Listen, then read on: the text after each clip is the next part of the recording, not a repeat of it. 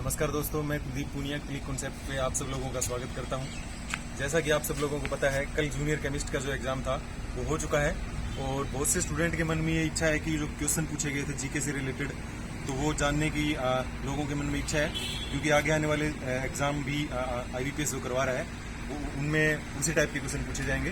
तो विकास सर हैं जिनका कल एग्जाम था, तो उनसे पूछेंगे कि राजस्थान जीके से रिलेटेड क्या कुछ क्वेश्चन आए थे, तो उससे आपको आइडिया लग जाएगा आने वाले एग्जाम में कैसे क्वेश्चन आएंगे। तो विकास सर, हमें बताइए कि जो आपने एग्जाम दिया था उसमें किस टाइप के क्वेश्चन आए थे राजस्थान जीके से रिलेटेड, और मैथ रीजनिंग का थोड़ा क्या था वो पूरा में हमारे व्यूवर्स को आप बताइए अच्छी तरह से। ठीक है सर, कुछ जीके क्वेश्चन याद है मेरे को, जो यहाँ पर नोट डाउन किए हैं या एक दो टेलीग्राम ग्रुप पे मुझे मिले हैं, तो वो मैं डिस्कस कर देता हूँ। उसके अलावा बाकी चीज़ें हम डिस्कस करेंगे। जी सर। तो जैसे पहला क्वेश्चन था कि जो राजस्थान का जो सूचना आयोग है वो कब बना था।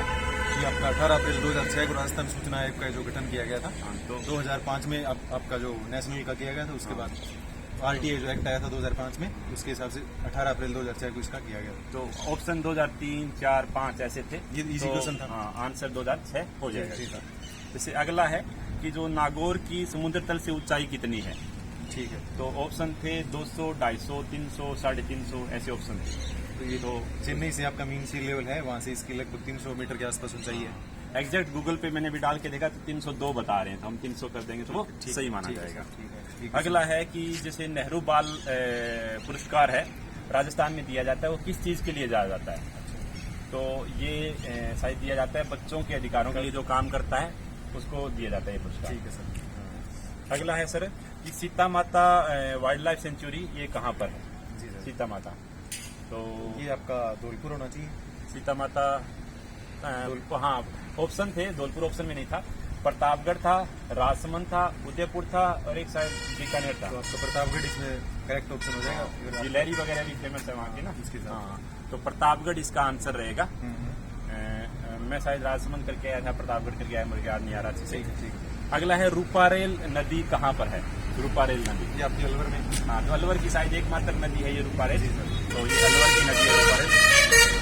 अगली है सर, थोड़ा सा नजदीक आ गई, आवाज साफ चली जाए। और अगली है कि राजस्थान में मीठे पानी की कौन सी झील है, जो एशिया की दूसरी नंबर की सबसे बड़ी झील है। ये आपकी जैसमंद झील है जो आपकी उदयपुर में। हाँ, जैसमंद झील उदयपुर। ठीक है। अगला था कि जो बनीठनी है वो कहाँ की शैली है। बनीठनी ये आपकी किशनगढ़ अजमेर की। हाँ, ये किशनगढ़ ही किया था मैंने, किशनगढ़ अजमेर। और इसके अलावा कि मारवाड़ फेस्टिवल कहाँ मनाया जाता है।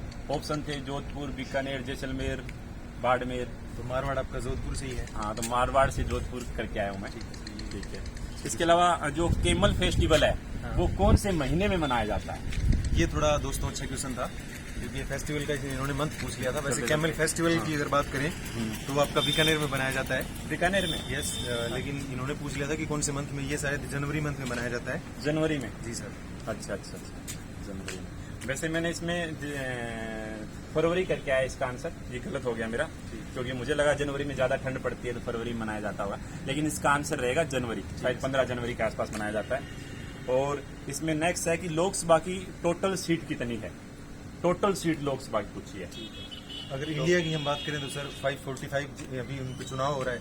545 सीटों पे तो चुनाव हो रहा है, 500, लेकिन अगर हाँ। मैक्सिमम की बात करें तो 552 सीटें इसमें होगा सर। तो और total- राजस्थान के हिसाब से पूछे तो राजस्थान में 25 सीटें हैं लोकसभा की। लोकसभा 25 सीटें। जी सर। तो अगर इन्होंने कुल सीटें पूछी है तो आई थिंक 552 सही रहेगा ना। 552 सीट रहेगा। हाँ, 552। जैसे 545 आंसर नहीं था, 503 मतलब आंसर ऑप्शन में नहीं था। हाँ। 543 दे रखा था, क्योंकि चुनाव होते हैं 545 पे जो 7 सीटें हैं आपकी कश्मीर साइड, उन पे भी चुनाव नहीं हो रहा। हाँ। लेकिन वो वहाँ के लिए अभी रिजर्व्ड है। हाँ। लेकिन अभी आप चुनाव की बात करोगे तो 545 पे होता है, और टोटल सीट की बात करोगे तो वो 552 है। 552 हमारा आंसर रहेगा इसमें। ठीक है।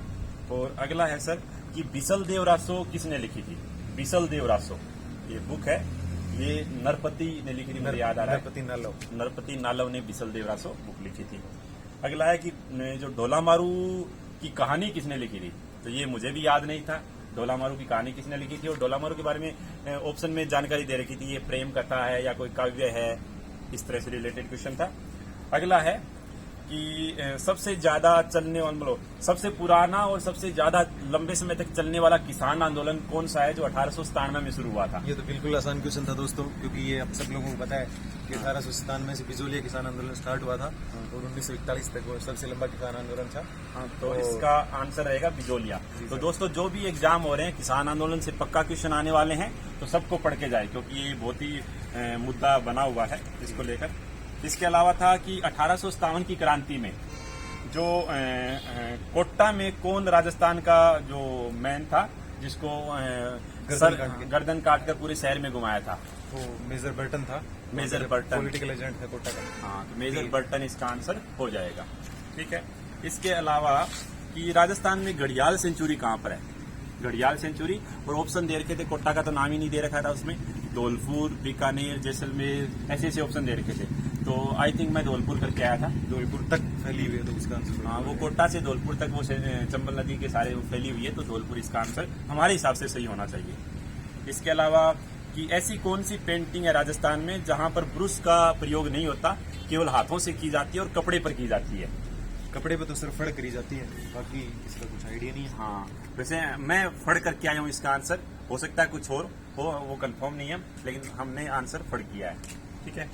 इसके अलावा पूछा गया था कि कंगना रनावत कौन से प्रदेश की रहने वाली है? ये आपका हिमाचल प्रदेश की वो रहने वाली है। हाँ, तो ऑप्शन था हिमाचल प्रदेश, उत्तराखंड और यूपी, ऐसे थे ऑप्शन। तो लोग उत्तराखंड और हिमाचल प्रदेश में कंफ्यूज हो सकते हैं, तो हिमाचल प्रदेश की कंगना रनावत है। इसके अलावा एक आसान सा क्वेश्चन था कि ग्रेट इंडियन बस्टर्ड के लिए जो प्रोजेक्ट चल रहा है वो कौन से जिले के अंदर चल रहा है? तो ये जैसलमेर। हाँ, सबसे बड़ा उद्यान मरु उद्यान है जैसलमेर, उसके अंदर ये चल रहा है। तो ये क्वेश्चन तो थे जीके से संबंधित क्वेश्चन। इसके अलावा हाँ, बाकी से रीजनिंग में थोड़ा बताइए व्यूअर्स को कि क्या रहा। हाँ, रीजनिंग का पेपर थोड़ा आसान था। पजल आई थी, एक पजल के बेस 4 क्वेश्चन थे पजल बेस पे, लेकिन पजल सबसे लास्ट में थी, तो हो सकता है कई लोग वहां तक पहुंच नहीं पाए, या बहुत टाइम कम बचा होगा तो उनको नहीं निकाल पाए होंगे। जैसे मैं लास्ट तक पहुंचते पहुंचते मेरा टाइम ही ओवर हो गया था, तो पजल के लिए 5 मिनट बचे थे और 5 मिनट में वो आंसर नहीं निकला, तो मेरे वो 4 क्वेश्चन चले गए। तो पजल शायद 72 नंबर से स्टार्ट हो रही थी, 80 क्वेश्चन टोटल थे। न्यू तो अलग अलग पेपर में अलग अलग जगह से स्टार्ट हो सकते हैं। हाँ, हो सकता है। तो पजल आई थी। इसके अलावा आसान ही थी, रीजनिंग आसान कह सकते हैं। ठीक है, वो अल्फाबेट संबंधित क्वेश्चन थे कुछ। इसके अलावा मैथ, लेकिन उन्होंने 10th तक लिखा हुआ था मैथ सिलेबस में 10th। हाँ, लेकिन मैथ में मैट्रिक्स भी दे रखी थी उन्होंने, पैराबोला और 11th-12th का दे रखा था मैथ। तो मैथ में और एक क्वेश्चन आया था वो ब्याज वगैरह से संबंधित, लेकिन वो भी क्वेश्चन थोड़ा कठिन था। सिंपल इंटरेस्ट का। हाँ, सिंपल इंटरेस्ट का, लेकिन वो क्वेश्चन थोड़ा कठिन था।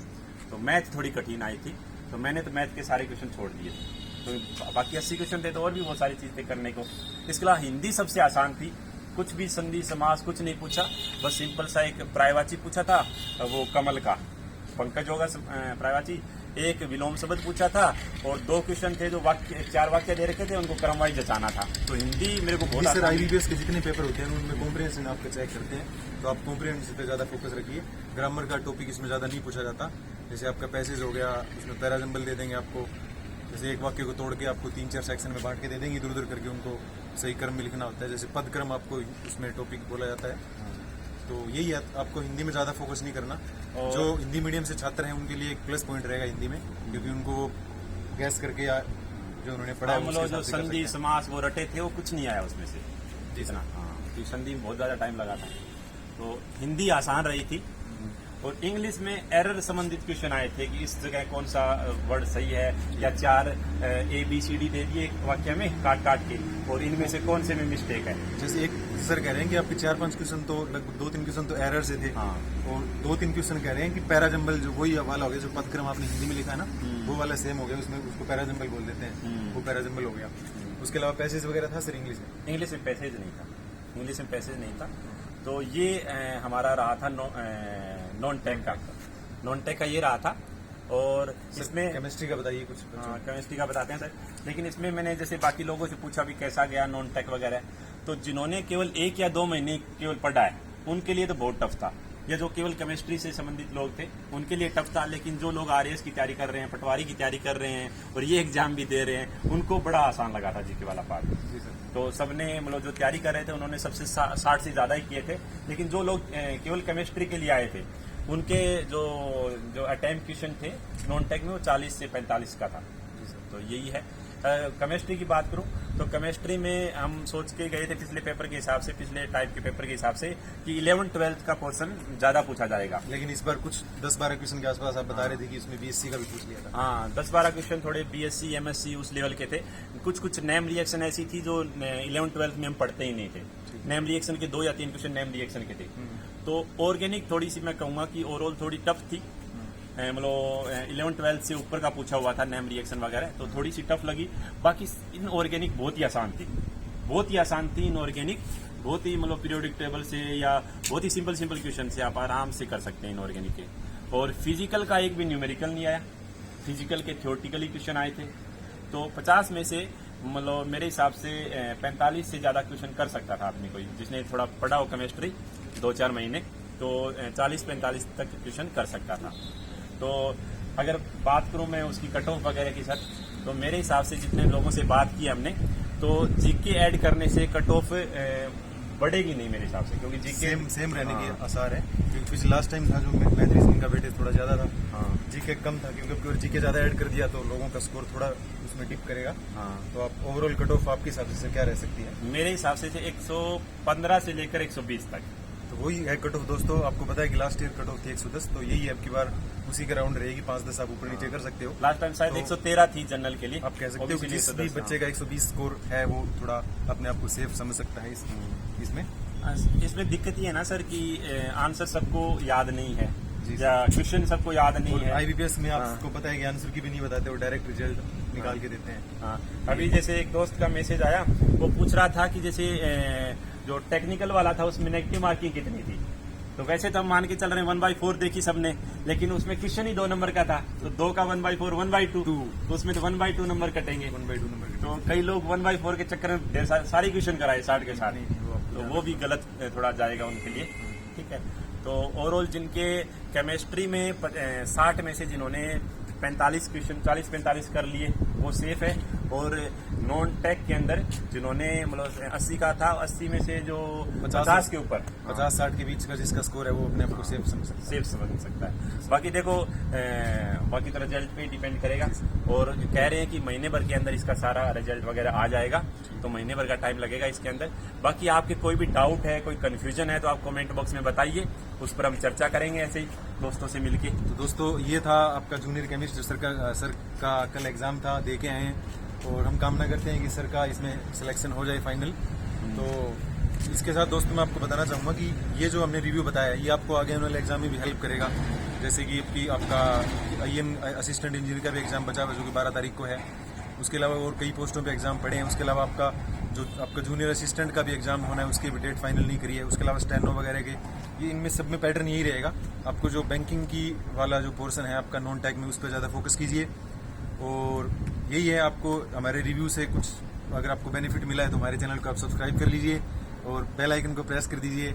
और जो भी आपकी डाउट क्वेरी है आपको हमारे कमेंट में कमेंट कर सकते हैं, हम आपका जवाब जरूर देंगे। इसके अलावा दोस्तों हमने क्लिक कंसेप्ट नाम से एक टेलीग्राम ग्रुप बना रखा है, उसके अंदर हम फ्री में सारा मटेरियल वगैरह अपलोड करते रहते हैं। जैसे जूनियर केमिस्ट में बहुत सारे बच्चे जुड़े थे इसको लेकर, तो उन सबके मैसेज आ रहे हैं कि सर बहुत बहुत धन्यवाद, हमें बहुत ज़्यादा गाइडेंस मिली, प्रॉपर सिलेबस मिला, प्रॉपर सीक्वेंस में मिला कि ये चीज़ पढ़ो केमिस्ट्री में, ये चीज़ पढ़ो नॉन टेक में।